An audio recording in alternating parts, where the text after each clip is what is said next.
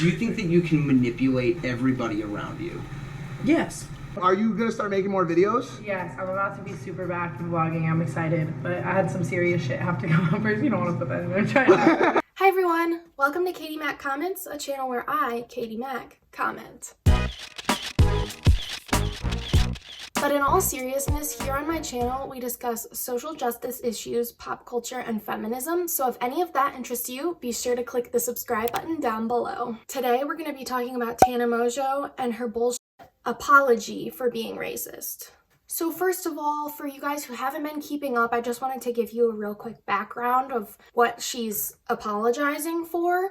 So we'll get into that first. So first of all, Tana wants to keep claiming that she's taking full accountability for her actions, but she has yet to tell her audience what those actions actually were. You can't take accountability for something if you aren't even telling your audience what you're taking accountability for. I feel like a lot of influencer apologies nowadays are just them avoiding explaining what they did at all costs so that their young followers who are ignorant to the situation at hand just immediately think that their apology suffices. Tana was continually microaggressive to Kahlen Barry and Simplynessa15 throughout the entirety of her friendships and working relationships with both of them. A microaggression is a comment or action that subtly and often unconsciously or unintentionally expresses a prejudiced attitude toward a member of a marginalized group, such as a racial minority. Tana tried to paint both Kahlen and Nessa as aggressive, angry, dangerous people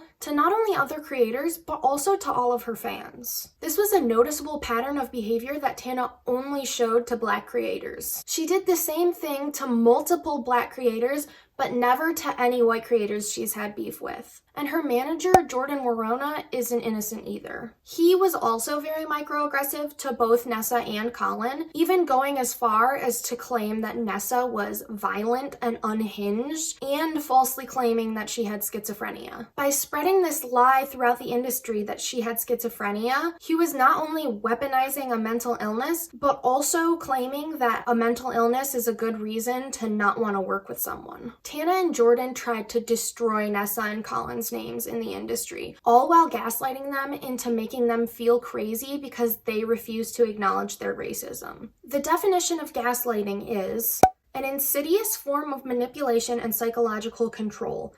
Victims of gaslighting are deliberately and systemically fed false information that leads them to question what they know to be true, often about themselves.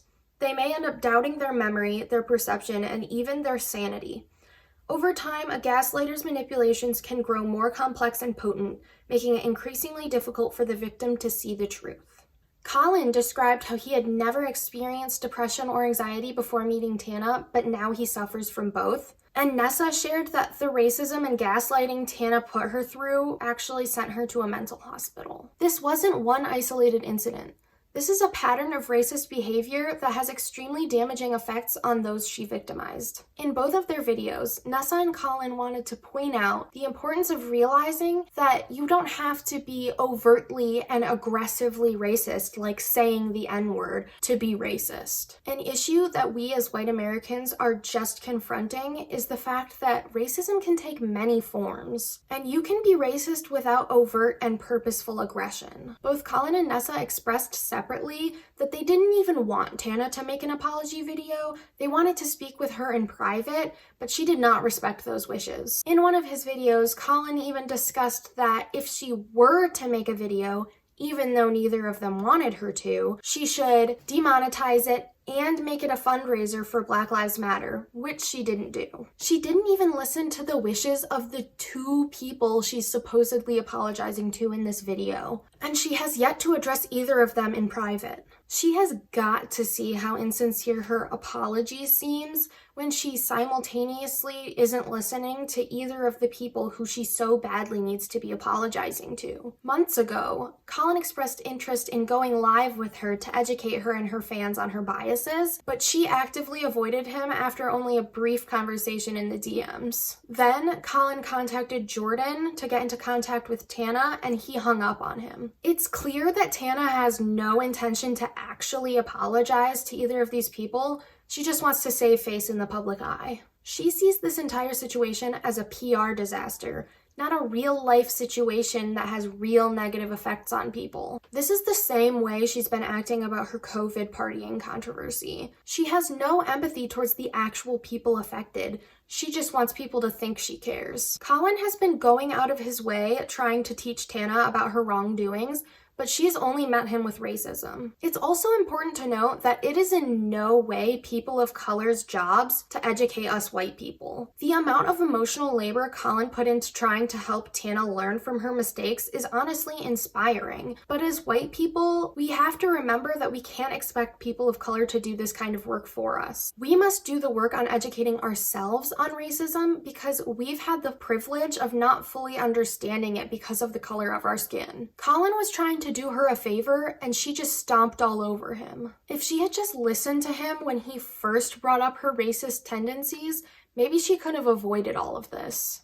However, she decided to ignore the people of color who were telling her she was racist and go partying in the middle of a pandemic instead. She showed her true colors when it took 3 months to get this apology, even though every single day she was posting on her stories about how she was going out to restaurants and bars and parties. Tana, cut the bullshit. We know you weren't busy. We know you weren't trying to find the words to say as you claimed. You just don't care, and that's more clear now than ever. In his video, Kahlen even says that he thinks her intentions were to just wait it out and not make a video until everyone forgot about it, because that's how little she actually cares about the situation. She only made this video to save face and to give her stance something to point back to when people bring up her persistent racism. So let's get into the actual apology video that Tana just posted and how she psychologically manipulates her audience. She starts off by saying that she's taking full accountability for how late this video is, and her excuse up until now has been that it was taking so long to film and edit, but people online have been pointing out that it's clear that she recorded this video this week because of her nails and hair. So you're claiming this 14-minute video took you 3 months to film and edit even though you just filmed it this week? This is only 15 seconds in and the lies are already coming on strong. I also want to talk about her repetition of the phrase taking accountability because she's really doing no such thing. To take full accountability, hold myself accountable, and take 100% accountability. Holding yourself accountable, fully accountable, and I take full accountability. Holding myself accountable, I take full accountability and full accountability. I need to hold myself fully accountable, holding myself accountable, and take accountability, full accountability, and hold myself accountable. She thinks that the more times she says it, the more believable it will become. You can't take accountability for something if you won't even tell your audience what it was that you did wrong. I think something that influencers don't understand is that just saying the words, "I take full accountability," doesn't immediately absolve you of all wrongdoing, especially when you've proven time and time again Holding myself a lot more accountable. that those words mean nothing to you. To truly take full accountability for your actions, you have to explain what you did, why it was wrong, and what you've learned from it. If you truly want to be a good role model, you have to let your audience learn from your mistakes, not watch you bury them under a bunch of nonsense. Then Tana brings up how she could blame it on the people who raised her, aka Shane Dawson, who she used to call her YouTube dad, but clarifies that she won't blame them. If she didn't want to blame anyone else, then why would she even bring it up? Tana's just jumping on the blame Shane Dawson train because he's already disliked by the YouTube community right now, and it's kind of an easy cop-out. Bringing up that she could blame it on others, but that she's better than that, is ultimately a manipulative way to plant a seed into your head that the root cause of these problems isn't her. Later in the video, she brings back up the idea that the things that she watched as a kid, aka Shane Dawson, shaped the person that she is now,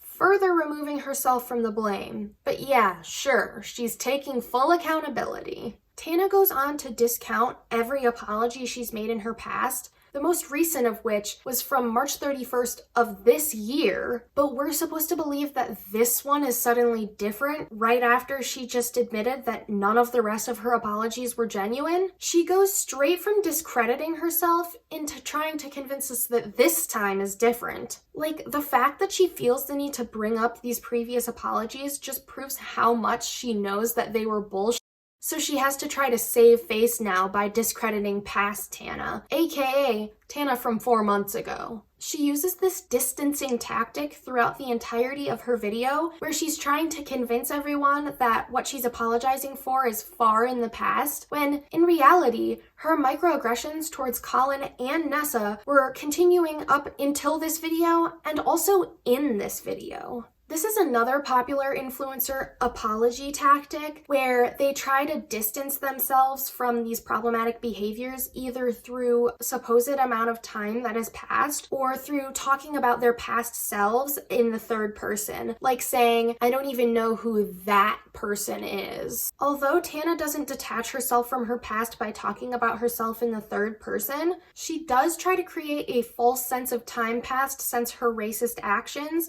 even though they're still happening in this video. In all of her apology videos, Tana will at some point bring up how big her platform is, even if she's saying that she doesn't deserve her platform. I don't deserve a platform, the responsibility of this platform to such a huge audience, to millions of people with a platform of this size. Deserving of a platform of my size, who deserves this platform, is deserving of this responsibility. She consistently brings up how big her platform is to try and psychologically manipulate people into thinking, well, there are still so many other people that like her and follow her, so I should too. So Tana finally acknowledges that whether or not she wants to be, she is a role model for young kids. Throughout her YouTube career, she has constantly claimed that she never signed up to be a role model and that she didn't want to be, seemingly because she decided if she didn't have to be a role model, she didn't have to be a good person either. What I think was lost on her, though, is the fact that if you're an influencer,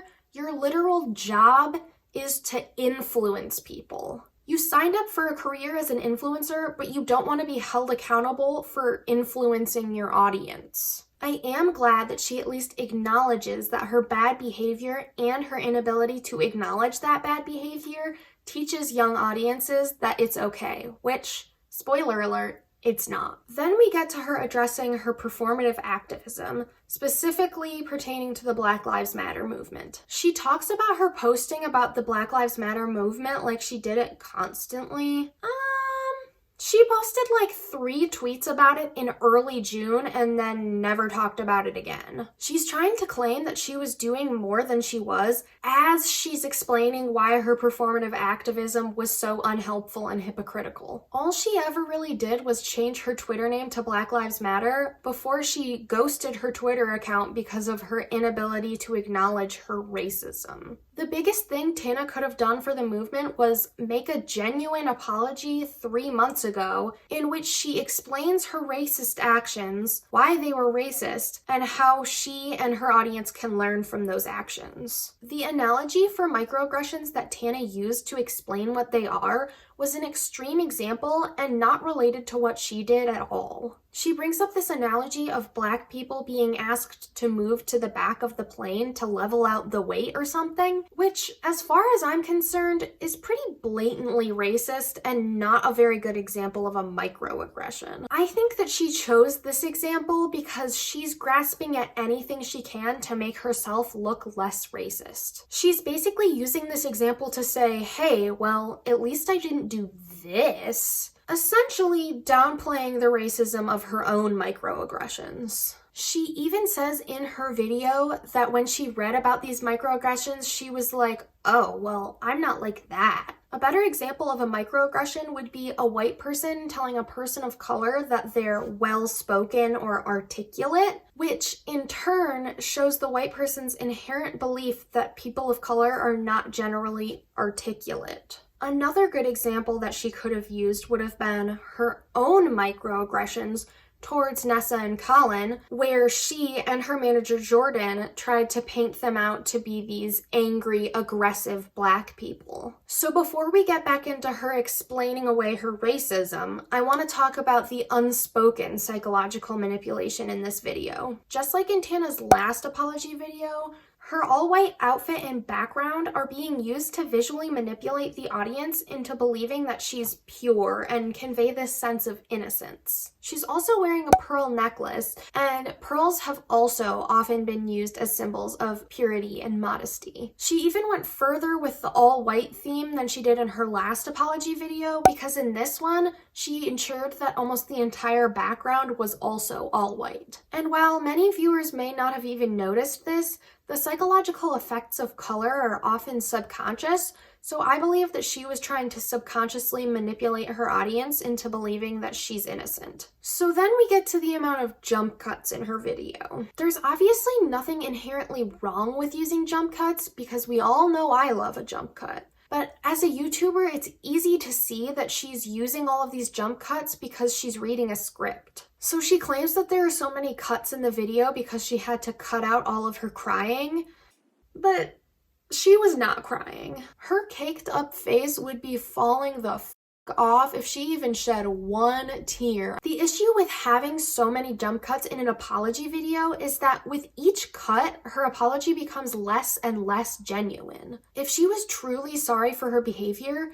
she wouldn't need to stop in between every line to read her script. The way this is spliced together really just proves how little she cares and how disingenuous this entire apology is. So Tana's trying to prove that she's learned from her mistakes by reading off of a script that someone else clearly wrote, cutting after every second so that she can read her script again, and by getting a new live-in life coach. Also, everyone keeps talking about her new life coach like they're a therapist or something, but let's not forget that she called them her accountability coach, which, let's be real, sounds like a code for PR manager. She just wants you to think that she's genuinely trying to change, so she's calling them her life coach. This new PR manager didn't really do a very good job with the script though, because while they did have her read some very valid points, they immediately followed up those points with blaring contradictions. 1 second, Tana's discussing how microaggressive it is to not listen to a person of color trying to tell you about your previous microaggressions, and yet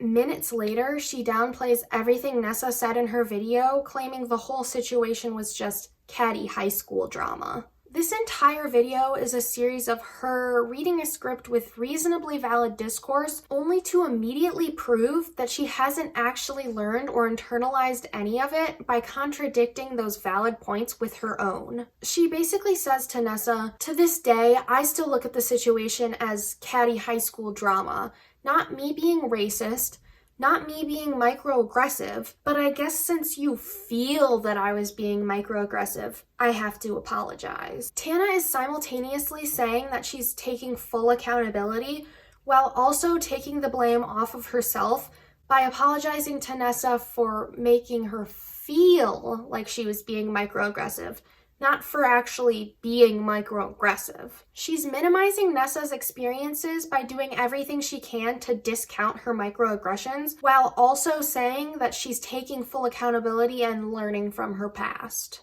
In her video, Nessa even discusses how Tana often tries to play it off as childish high school, but explains that Tana's actions were intentional and calculated. Then Tana goes on to apologize to Nessa about her having to watch Tana get so many things so easily. Like, I'm sorry, but this is your idea of an apology? You think that this issue will be mended by you telling her how you think you're much more successful and popular than her? Nessa is doing just fine, thank you very much. So finally, Tana apologizes to her fans for letting them down. But before she can even get into what she's apologizing for, she does the classic, "I don't want to make it about these excuses that I'm bringing up right now for no other reason than for you to take these excuses into account." She brings up the classic excuses of her emotions, her family, the way she was raised, and that she's in a dark place right now. If you didn't want to make it about these excuses, then why bring them up at all? It's emotionally manipulative to bring up these excuses at all, even if it's under the guise of not wanting to make it about these excuses. The most ridiculous part of this sentiment, however, was that she immediately after goes into explaining how the way she was raised is the reason that she acted the way she did. Like, literally not even a minute after she got done explaining that she wasn't going to be using these classic excuses again, she uses these excuses again.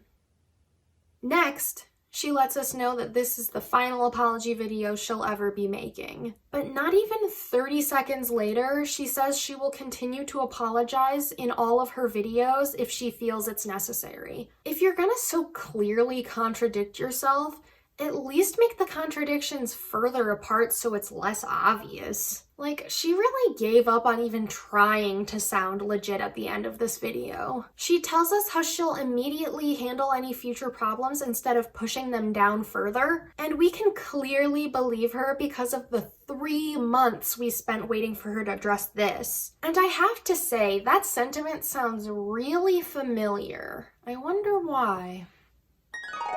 The next time I have a scandal or I get called out for something or a video of me doing something dumb comes up, I need to face it head on no matter how scared of it I am. And I need to address it fully and entirely and apologize then and there for that situation so that it doesn't grow to be something much bigger because of me being an idiot. And when Tana tells us the ways in which she's trying to get better, she brings up her going into therapy before her getting educated, because apparently she thinks that her mental health has to do more with her racism than her whiteness and her ignorance does. The worst part of all of this is that Tana never even directly apologizes to Kahlen or Nessa in the entirety of this video. She only phrases it in the way of saying, "I'm sorry to Kahlen or Nessa," instead of saying, "Kahlen or Nessa, I'm sorry." Again, she's trying to shift the blame away from herself by avoiding a direct apology. And if an apology ever starts with "sorry if,"